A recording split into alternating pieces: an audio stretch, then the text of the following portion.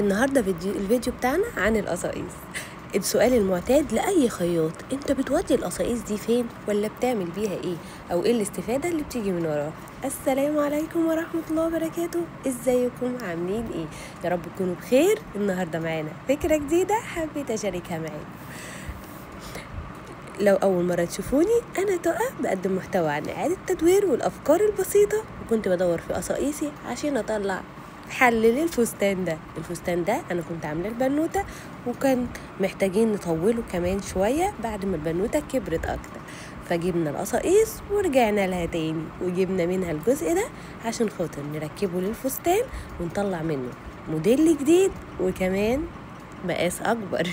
زي ما انتوا دايما متابعيني وعارفين ان انا دايما لما باجي اقص فستان الاطفال بحب اعمل فيه حزام ثابت دايما يلم معانا الجزء بتاع الوسط، بحيث ان انت كل ما الطفل تحتاجي توسعي له هتهوي شويه من ربطه الحزام، ويبقى معاكي الفستان مقاس يفضل معاكي فتره طويله، وفي نفس الوقت لو في طول امكانيه للطول برضو بسيبها فيه. بس دايما المقاسات لو مش متاح انه يبقى فيه طول بتلاقي العرض مناسب ليكي، بالذات لو الطفله ما بتكبرش قوي، فبتلاقي ان ممكن ان هي بتطول ومحتاجه بس لكن ما فيش زياده في العرض، فبتبقى محتاجه بس جزء للطول. وهنا انا زودت الجزء ده للفستان، عمل ستايل جديد وفي نفس الوقت كان طول مناسب للي احنا عايزينه. لان طبعا ده فين؟ في القصاقيس، اللي دايما السؤال ده بيتسأل لاي خياط: انت بتعمل ايه بالقصاقيس او بتوديها فين؟ هوريكم افكار كتيره بعملها بالقصاقيس، وكمان هقول لكم القصاقيس دي نهايتها بتبقى فين. الافكار بتاعه القصاقيس بتختلف على حسب احتياجاتنا.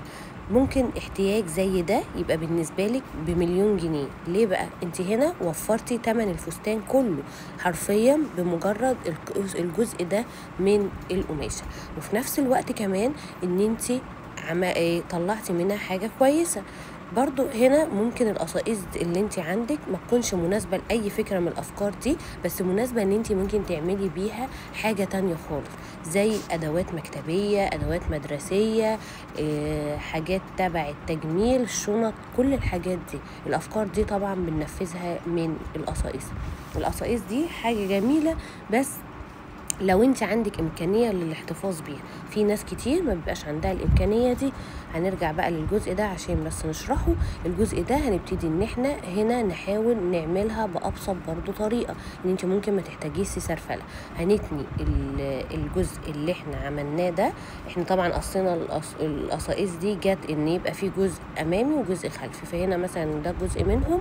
هنبتدي ان احنا نتني الجنب بتاعه على حاجه بسيطه، ونتني الجنب بتاع الجزء التاني على حاجة بسيطة خالص، ونعمل كشكشة في الاتنين، ونبتدي نثبتهم على طرف الفستان، لا اما من جوه لا اما من بره، اللي هي الديزاينات اللي هي موجودة اصلا وشغالة معانا جدا الفترة دي. تمام؟ يعني الاتنين هيبقوا جمال على حسب رغبتك انتي، وابتدي اشتغل. الجزء التطويلة ده ممكن يبقى في مكان تاني، ممكن طبعا يبقى في مكان تاني. ممكن التطويلة دي تبقى فوق لو القماش مش مكفي. لو القماش مش مكفي والفستان من فوق اقل، نبتدي نحط على حسب القماش اللي موجود. لازم من نفس القماش؟ لا طبعا مش لازم من نفس القماش، وهوريها لكم في افكار كتيره زي ما وريتكم في الفستان اللي كنت عامله فيه التوسعه. مش شرط يكون من نفس القماش، ممكن ان احنا نستخدم قماش تاني بس نقرب فيه الالوان، ان احنا نجيب لون قريب من الالوان اللي موجوده في الفستان. والفستان زي اللي موجود قدامنا ده يساعدنا جدا في اننا نختار اي قماشه تانية، لان طبعا في الوان كتير. في اي قماشه ساده من الالوان اللي موجوده في الفستان تقدري تركبيها في الفستان، تقدري تركبيها في نهايه الفستان، تقدري تركبيها في وسط الكالوش بتاع الفستان، تقدري تركبيها في ما بين الوسط والجزء الاسفل للفستان. هيبقى ليها افكار كتير وهوريها لكم في فيديوهات قريب ان شاء الله. تمام كده؟ هنا ابتدي نقفل الجنبين زي ما اتفقت معاكم ان انا هنا بشتغلها شغل على نضيف خالص، ان انت حرفيا ما تحتاجيش المكنه في اي حاجه. صدقيني ان انت لو حابه تنفذي الحاجه دي بايدك هتقدري برضو تنفذيها بايدك زي ما انا بقول لك كده. صدقيني زي ما انا بكلمك، انا مش بحاول ابسط لك الامور زياده عن اللزوم، لا انا فعلا عملت كل اللي انا بقول لكم عليه ده زي ما انا بقول لكم ان انا كنت في فتره من الاوقات بعمله على ايدي حرفيا. فكل حاجة بسيطة بس لما تبقى انت عايزة توصلي لها، وكل حاجة سهلة لو انت حابة وعندك إرادة ان انت تعمليها. زي ما انتوا شايفين كده نبتدي نثبت الجزء ده، وبعد كده هيبقى بالنسبة لنا الفستان كده اكتمل. تنيته طبعا على تانية صغيرة من هنا وتانية صغيرة من هنا، ولو الفستان فيه تانية كمان في الديل فكيها وابتدي ان انت تركبي الجزء ده في نهايته خالص، بحيث ان انت توصلي لأطول مسافة ممكن.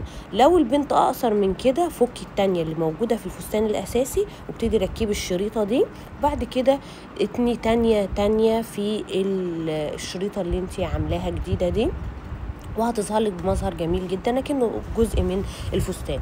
القماشه هنا عشان هي اصلا قماشه الفستان يعني حرفيا النتيجه اني اكنك بالظبط عامله فستان اطفال عادي خالص ما فيهوش اي مشاكل بالموديل كده، وهتشوفوه النتيجه فعلا هتعجبكم. ولو وصلت معايا بالفيديو لحد هنا بتمنى يكون الفكره عجبتك وتستفادي منها وتشاركيها مع اصحابك، وتابعيني على صفحاتي على السوشيال ميديا على فيسبوك والتيك توك، هسيب لكم اللينك في صندوق الوصف. ويا ريت تعملي سبسكرايب على اليوتيوب وتفعلي زر الجرس عشان يوصلك كل جديد، وابداعاتنا ما بتنتهيش.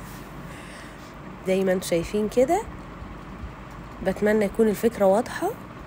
انا حتى سايبه الفستان متعلق في الشماعه عشان خاطر في التصوير يبقى مريح بالنسبه لكم، واخدين بالكم من الامامي ومن الخلفي ومن تركيب الحاجه، لان طبعا الفستان فيه الوان كتير فهو مش باين يعني ايه، ممكن في التصوير يبقى في اختلاط في الالوان شويه.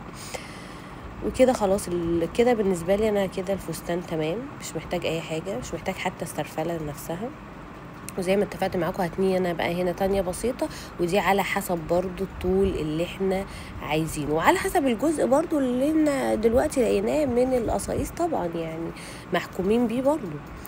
تمام، وابتدينا ان احنا تنيناه تانية بسيطة خالص، وبكده يكون الفستان كمل معانا. بتمنى تعجبكم الفكرة، تستفادوا منها، تشاركوها مع اصحابكم، ولو نفذتوا الفكرة يا ريت تبعتوها لي اشاركها معاكم بالصور.